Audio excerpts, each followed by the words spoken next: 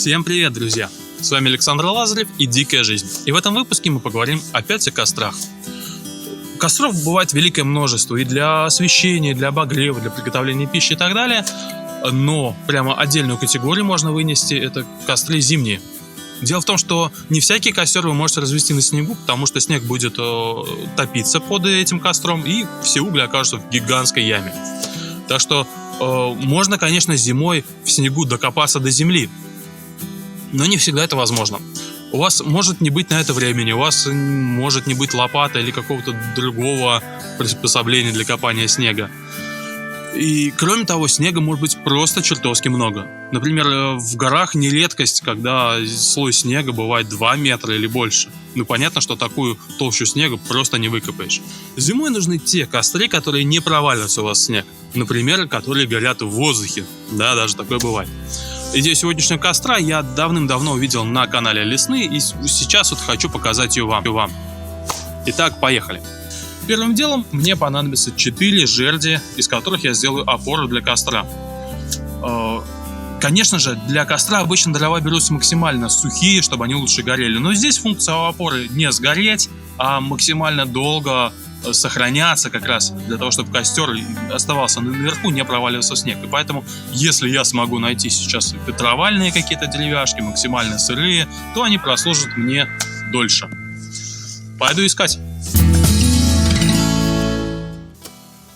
Так, друзья, я нашел 4 вот таких деревяшки.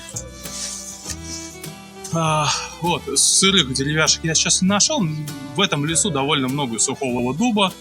И я не планирую этот костер жечь очень долго или жечь многократно. Поэтому ничего страшного, если я для опоры использую деревяшки сухие. Ну и пока я собирал жерди для основы, я вот еще немножко достал дров, которые потом буду сжечь непосредственно на костер. Деревяшки для опор готовы. Теперь я, собственно, эти опоры буду вязать. Давайте смотреть, как это буду делать. Поехали.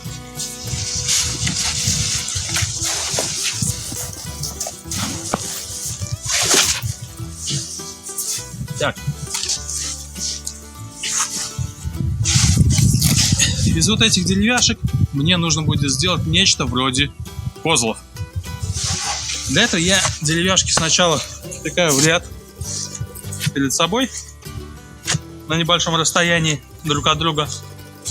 И теперь я веревкой их обвяжу так, чтобы они потом представляли из себя одну такую конструкцию достаточно жесткую.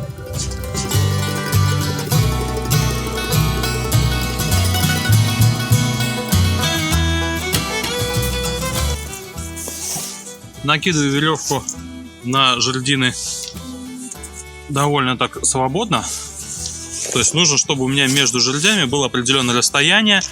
И расстояние от крайних жердей — это будет ширина моего будущего костра. То есть, соответственно, совсем узкий костер я не могу делать.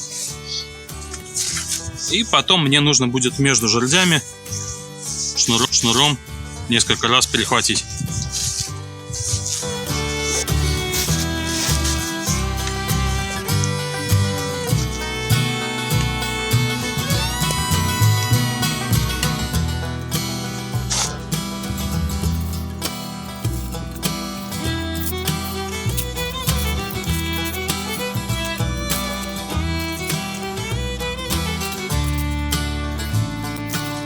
Опора будущего костра готова.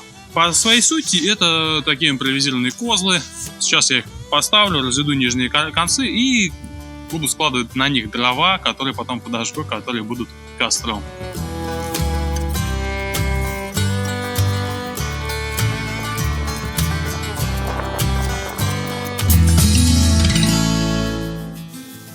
Мне остается только напилить нужное количество дров. Дрова я буду пилить по ширине чуть больше, чем ширина моих козел. Сильно большие мне не надо, это будет излишне. Поехали!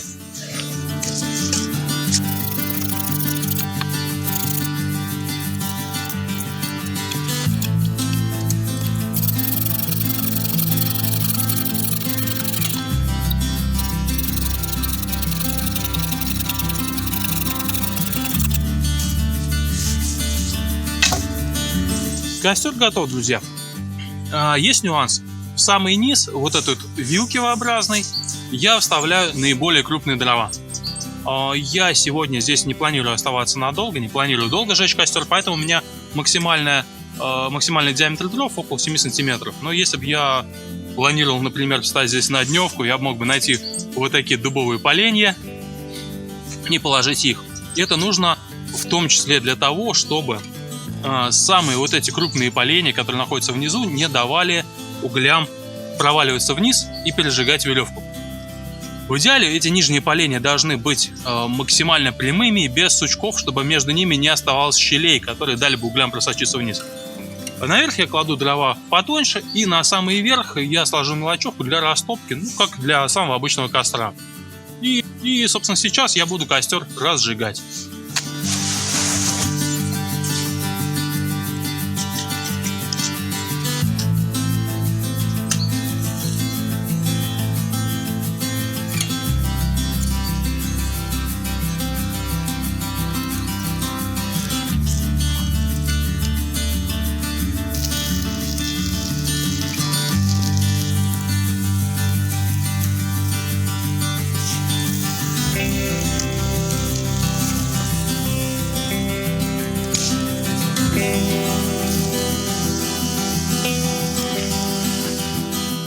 Вот такой костер, друзья. Как вы видите, горит он прекрасно. Здесь с боков, снизу, как бы плотно я не укладывал дрова внизу, все равно остаются щели, идет мощный приток воздуха, и за счет тяги костер горит прекрасно, даже при том, что дрова я клал припорошенные снегом, то есть они были немножко сыроваты. Здесь, как вы видите, получается прямо настоящая варочная панель на удобной для меня высоте. И вот этот костер можно делать абсолютно любой ширины. Ну, я здесь ненадолго, поэтому костер у меня такой маленький, скромный. Но если бы я был в полноценном походе, например, на дневке, и вокруг был бы сосновый лес, я сложил бы вот такой вот метровый костер из вот таких бревен. И на этом костре можно было бы сразу готовить первое, второе и чай. И силу жара можно регулировать, просто передвигая чайник или котелок ближе к жару, к центру, или убирая его на край подальше. Друзья, как вы видите, костер не дает усадки. Козлы, как я поставил, так они и стоят, не пытаются они провалиться в снег. Костер остается на своем месте. И еще костер интересен тем, что его довольно сложно затушить. Дело в том, что внутрь вот этой кладки дров угли уходят. И даже если пойдет сильный дождь или если я его засыплю снегом, я смогу сбить пламя, но угли, которые находятся внутри, они все равно остаются. И через время, если этот снег я счищу, там сброшу верхние дрова, он просто растает, костер разгорится снова, его можно будет довольно легко раздуть. Чтобы этот костер затушить, самое простое, что можно сделать, это либо прямо пролить его водой, либо закидывать снегом со всех сторон, либо, что намного проще, эти дрова просто выкинуть с козлов, и все, костер гореть перестанет. Потом козлы можно будет использовать повторно, можно будет либо уже ваши готовые дрова положить на место и поджечь снова, либо положить просто дрова новые.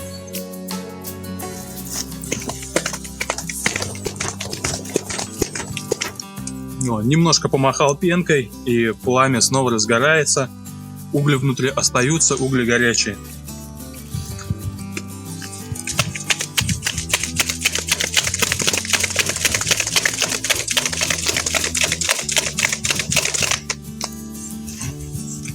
Пожалуйста. Вверху просто угли вот эти сыроватые. Сейчас они подсохнут, костер будет снова прекрасно гореть.